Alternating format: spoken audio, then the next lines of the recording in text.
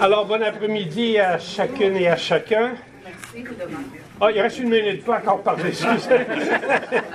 Il reste une minute. Mais on va en profiter quand même, parce que c'est une bonne après-midi. Alors, je souhaite la bienvenue à tous ceux et celles qui ont pu être avec nous, ceux et celles qui sont aussi sur Internet. J'apporte des excuses entre autres de Françoise de Roy-Pinot, bon, qui aurait aimé être avec nous, mais qui ne peut pas venir. Lisette, évidemment, s'excuse beaucoup parce que elle joue le rôle de grand-maman avec le petit Léo. Depuis une semaine, on a notre petit-fils. Fait que là, on est dans la joie totale, mais là, on se prie l'après-midi de ça.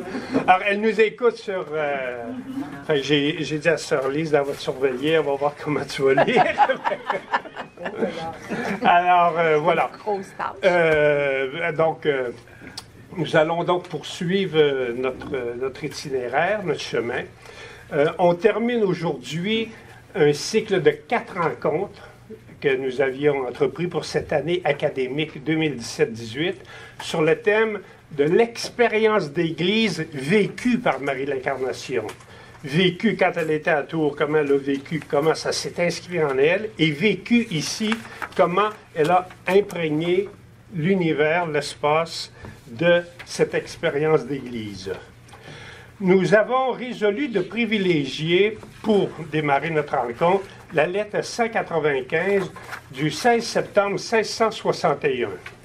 Non pas parce qu'elle est méconnue, bien au contraire, mais plutôt parce qu'elle est fort populaire, du moins dans sa partie qui relate la prière apostolique.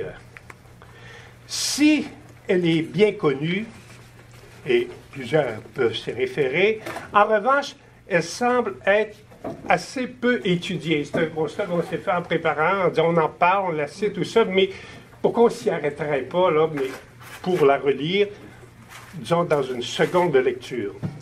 En fait, c'est souvent ce qui arrive avec les éléments qui relèvent bien souvent de la dévotion, de la religion populaire. Ils font partie des mœurs, pourrait-on dire, et on vit très bien avec cela. Toutefois, lorsqu'on s'arrête à ces réalités, on est presque toujours surpris, et ça, Benoît Lacroix l'avait expérimenté et a initié plusieurs chercheurs en ethnologie à travailler en religion populaire. On est presque toujours surpris de découvrir les éléments de cohérence qui ont présidé à leur adoption populaire dans les mœurs. Il y a là, dans ces pratiques ou dans ces textes, une dimension de l'intelligence de la foi, du sensus fidei, pourrait-on dire, qui déborde largement ce que certains qualifient rapidement de foi du charbonnier. Cette prière apostolique que nous allons relire ensemble, elle est plus que belle. Elle est aussi plus que du patrimoine immatériel. Elle est le produit d'un acte de grande intelligence qui développe une compréhension particulière et vaste de son monde. N'est-on pas d'ailleurs à la même époque que Descartes, Pascal, Spinoza et combien d'autres qui témoignent en ce XVIIe siècle de l'effervescence des philosophes pour renouveler la compréhension même du monde dans ce qu'il a de particulier et d'universel. Des visions antérieures ne tiennent plus la route avec les découvertes fracassantes du temps concernant l'astrophysique, la géographie, l'anatomie, etc. Dans ce contexte de pleine effervescence, la dévotion, et là je dis dans le sens classique du terme, se dévouer à une réalité, la dévotion particulière que Marie dévoile à son Fils a une dimension tout autant programmatique, dirais-je, que les conceptions et les méthodes mises de l'avant par ses contemporains en d'autres domaines, au sens où elle contient une manière d'être au monde, elle contient et elle propose une manière d'être au monde et de se dévouer activement au devenir de ce monde. Donc, ce n'est pas simplement une réalité d'y être, de le consommer, mais également d'y participer et de le bâtir. Nous allons prendre le temps de lire un extrait de cette lettre. Comme on fait remarquer, elle est un peu longue, on ne la lira peut-être pas toute, mais on va en lire un extrait, soit les lignes, bon, dans la dernière version que j'ai envoyée, c'est 47 à 130, mais dans la version de ma bien-aimée Lise, c'est 43 à 115. Pour nous disposer à l'entendre, je voudrais rappeler quelques éléments, entre autres à partir de ce qu'on ne lira pas.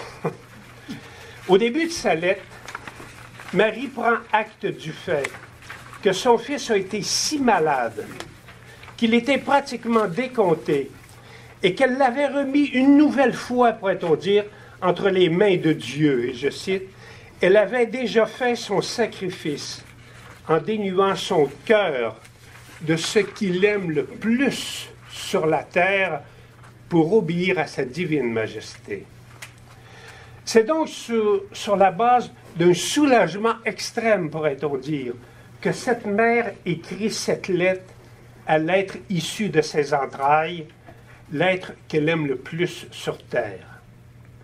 On devient alors, nous, lecteurs, comme des témoins, non pas grâce à ce que veut Marie de l'Incarnation, mais en raison, grâce à la sensibilité du Fils qui a décidé, après la mort de sa mère, de partager cette lettre avec ses lecteurs, de partager la délicatesse et la maternelle attention qu'elle lui a portée. En lisant les lignes 18 à 45, un petit peu plus haut, on se retrouve à travers ces lignes en présence directe de sentiments, des émotions et des souhaits les plus profonds d'une mère envers son enfant. Tout est plein de tendresse, de réconfort et de mise en garde pour l'accomplissement le plus réussi possible de son enfant. Je pense que vous fatiguez. Ne vous fatiguez pas trop. Oui, c'est bien ce que vous dites. « Ah, j'aurais aimé vous écouter. » C'est un langage intime. Nous, on est chanceux d'être témoins. Parce que Marie n'avait pas écrit ça pour que nous, on puisse le lire. Mais en même temps, on ne peut pas s'empêcher de repenser à ce qu'on dit quand on est avec nos propres enfants. Ou quand, comme enseignante, on est avec nos étudiantes avec qui on travaille, qu'on aime tant, et ce qu'on leur dit à celles qui habitent nos cœurs. Sur cette lancée, après avoir donc raconté tout ça, Marie accepte volontiers de s'ouvrir à son enfant de ses pratiques de dévotion, puisqu'il a beaucoup insisté pour cela depuis quelques années même. Il n'y a pas dans son propos d'intention de transmettre une ou des pratiques, elle ne veut pas lui dire quoi faire, mais bien une intention de se mettre à découvert avec cet être très cher, qui la connaît déjà par cœur.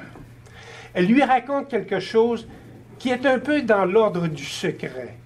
Son secret est elle depuis près de 30 ans.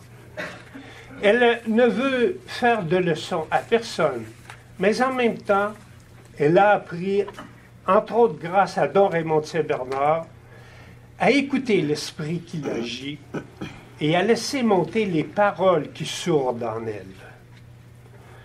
Dans son cours sur les béatitudes, notre ancien collègue Raymond Truchon parlait beaucoup de l'importance des remontées. Les remontées qu'il faut apprendre à accueillir lorsqu'on est en contact avec la parole de Dieu. C'est une réalité de cet ordre que Marie partage à son fils. Un dernier petit élément. Cette lettre a été écrite en 1661, donc 2 années après l'arrivée de Monseigneur de Laval dans la colonie. Cette arrivée du premier évêque de Québec a été un moment important dans la consolidation de l'Église en Nouvelle-France. Mais cette Église demeure toutefois à grandir. Et rien n'est jamais acquis une fois pour toutes. Toutefois, dans l'ordre de la foi, au-delà de l'immédiat, existe l'ouverture, ou ce qu'on pourrait appeler la béance d'espérance, y compris, et je cite, dans un pays flottant et incertain comme celui-ci, où, naturellement parlant, il n'y a pas plus d'assurance qu'aux feuilles des arbres quand elles sont agitées du vent. Mais pourrait-on, laisse-t-elle sous-entendre, mais tant qu'elles sont agitées du vent, sans en être décrochées, elle participe à la vie de l'arbre. Marie en est bien consciente et elle va livrer à son fils en des mots d'une grande cohérence. Comment, par sa dévotion, par son dévouement, elle cherche ardemment à se dévouer comme fille de Dieu et épouse du Christ, à tout mettre en œuvre au service de ce qui peut favoriser l'aboutement de chaque personne à la source de vie, aboutement garant de son aboutissement réussi.